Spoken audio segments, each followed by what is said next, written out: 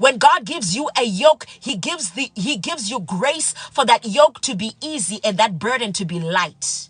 People will watch you from afar and they will say, I don't know how you do it. There's some business owners right now.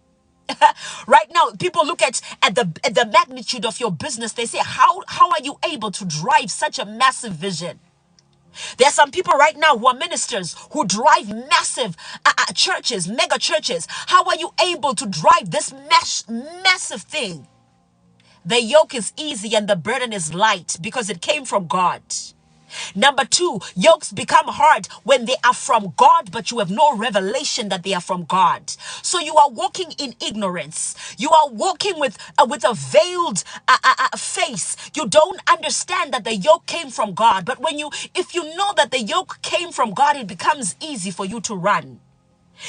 A yoke is hard when you are unequally yoked. Number four, a yoke is hard when you carry it alone. Prayer governors, yokes that come from God were never meant to be carried on our own. I don't know who I'm speaking to this morning, but the yoke has become difficult the moment you started carrying it on your own. Anytime personally in ministry, when I start carrying my own yoke, I can feel it. The waking up early hours of the morning to prepare for the morning message become difficult. I can't get out of bed. I'm tired. Anytime I start carrying the yoke on my own, I start looking for strategies on how to grow the social media platforms. Hello, somebody. But when I lean back, I'm in a season of rest. I'm in a season where God says, come to me, all of you who are weary and heavy laden, and I will give you rest. There was a season in my ministry when I was burnt out because the yoke was mine. But when I gave the yoke to God, I'm sitting and if you follow us on Instagram, you would know that on the 31st of March, we had a following of about 80,000. We're literally growing.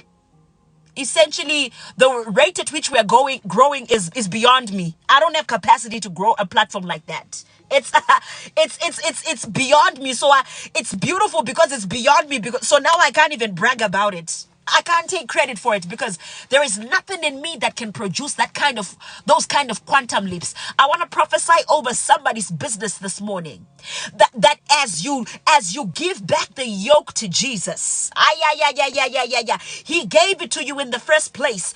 As you give back that yoke to Jesus, you can't carry this thing alone.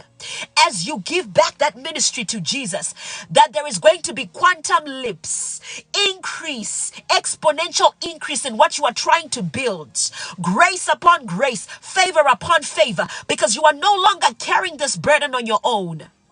The yoke has become easy and the burden has become light. Why? Because you are carrying it with Jesus.